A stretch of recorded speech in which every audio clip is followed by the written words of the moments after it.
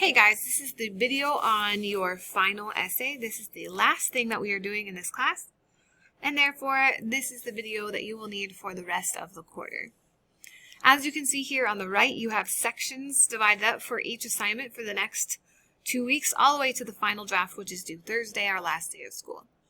You can also see that each section is titled that it's either Part A, Part B, Part C, C, Part D, or the final draft. So it's very intentional in building this assignment, I guess you could call it one big assignment, because our essay 1 showed a lot of disorganization and confusion, and so I thought, maybe what we need is to actually work on how to write an essay, not just be assigned an essay. So that's what the goal is. It's not just what are we doing, but how are we doing it. I built it very intentionally with parts A, B, C, and D, and I'll explain to you those as we go along. Let's start by opening our yellow folder and finding the Essay 2 Final folder at the bottom. Here you guys can see that there's a warm-up folder and a discussion folder. Each day will begin with a warm-up, then we'll have a mini lesson, then you'll have independent work time, and we'll end with a discussion. The discussions might be a formal circle up. It could be a whole group where I've already read what people have written and ask for people to share theirs, the people who have really done great examples. I might also set it up so that partners or small groups share their discussions.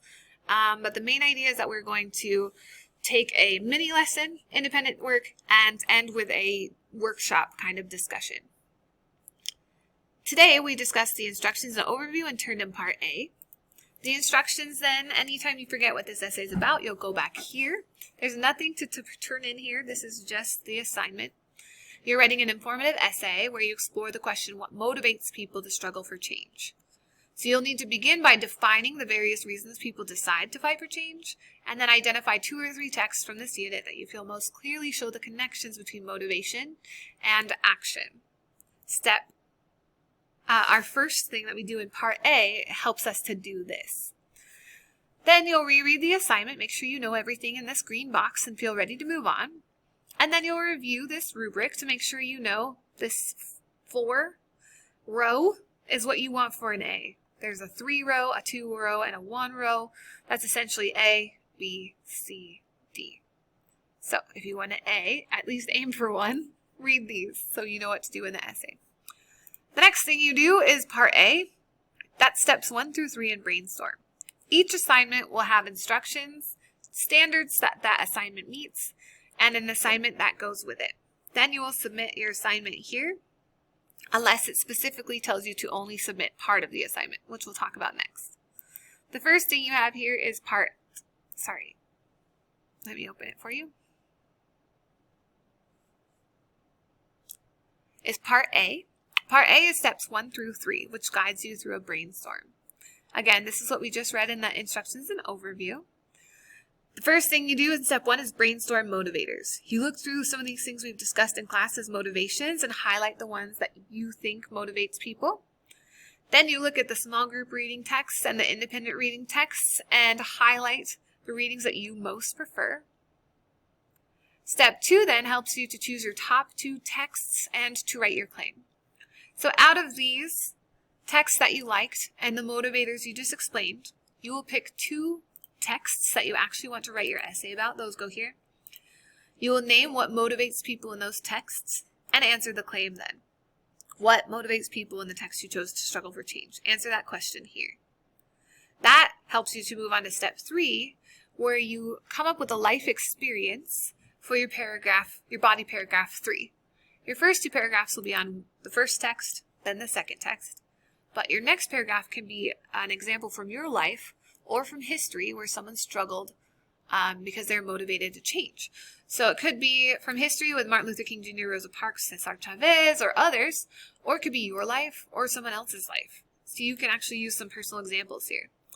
In this brainstorm section, you explain the situation, and then you also name what motivated you or the person you're writing about to continue to the end of the struggle.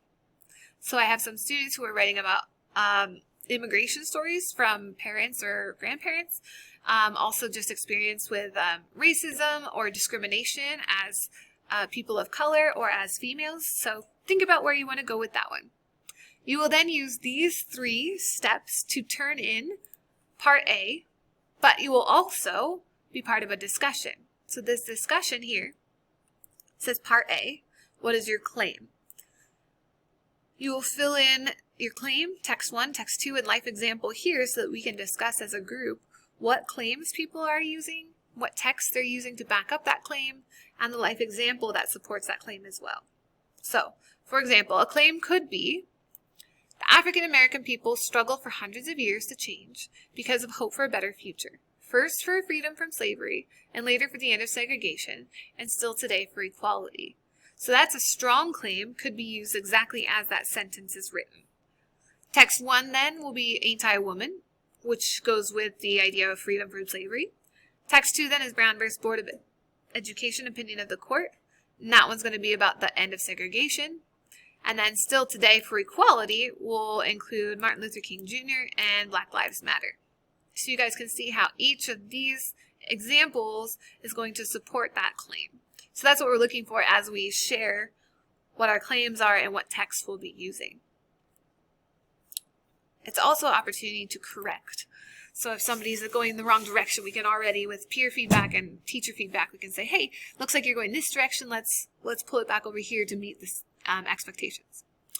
The next section is part B and C, which lasts a long time. You have part B outline turned in, then part C with 1 paragraph, part C with another paragraph, and part C with other paragraphs. So the access to all of those sections is here.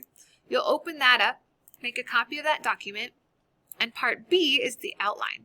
So part B will be due tomorrow, Wednesday, and what you'll do is you'll fill in these bullet points to make notes on all of these things asked in each section to prepare for how you are going to write your essay. You will need to include the actual evidence with the copy and pasted from the text that you are using. The rest of this is notes so that you'll be ready to write paragraphs the next day. Thursday then will be when we move on to part C with the essay experience, with the paragraph experience. We'll start with the introduction. You've got instructions here, examples here, and then you'll actually write the introduction paragraph exactly as you plan it to be in the final draft here. Obviously, we'll do editing and revising, but that's what you're doing. You're writing the actual paragraph here. If you can't remember what you said it would be, you would click the bookmark, and it will take you back to your outline on what you named as the claim. You'll use that information then to scroll down, go back to that section, and actually write your paragraph. Body paragraphs 1 and 2 have the same example section. You want to move from topic sentence to evidence example, then explain the evidence, and then connect back to thesis. Here's an outline style with that same information. So here's your instructions, here's your examples, and then you will write the body paragraph there when you are ready. Your body paragraph 2 is the same concept, so your instructions you can look back up here in the blue to do. If you can't remember what you said for body paragraph 1, you click this bookmark, it takes you here, and you can see the 4 bullet points you already finished to know where you are already going, because you know how to write a topic sentence with text and author. Then you already named your evidence, then you'll explain the evidence in full sentences, and maybe you need more than one sentence to clarify or like move the story along so it feels more like a explanation than like bullet points. And then finally, you have that conclusion sentence to clarify how it proves your thesis. So, you finish body paragraph 1 and 2 with textual evidence, then body paragraph 3 follow the instructions to tell the story of the example you're using from your life or history here. And then you'll conclude with a conclusion. Again, you've already planned it out in your outline. You just need to turn it into actual sentences so it reads as some sort of inspiring conclusion that motivates the people who read your essay to get up and make change for better, just like the people in your essay. So this section will be turned in at different times. As you guys can see, this is just the access. There's nothing to submit here. I'm going to go back to the folder so you guys can see the full picture here. Your access is provided here on Wednesday.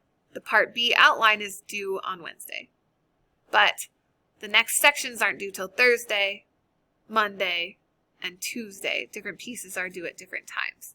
So when you have a worksheet like that and only a piece is due, you follow the instructions to turn in what you need to turn in. So here it says you only need to turn in the outline, but you're welcome to submit just the outline or submit the entire Google Doc. The next assignment, however, going back so you guys can see it, Part C tells you to submit, all you do is copy paste the 2 paragraphs that you are supposed to turn in here, and that's what you submit. You'll do that by opening the Submit, then Create tab, and you'll paste it in the Create tab. Same thing with Part C with the body paragraph. Same thing with Part C with the next body paragraph and conclusion. So that's how that section works. Then there's Part D. Part D does come with a link. It includes instructions here for how to post the screenshot. That's how you'll get graded on it.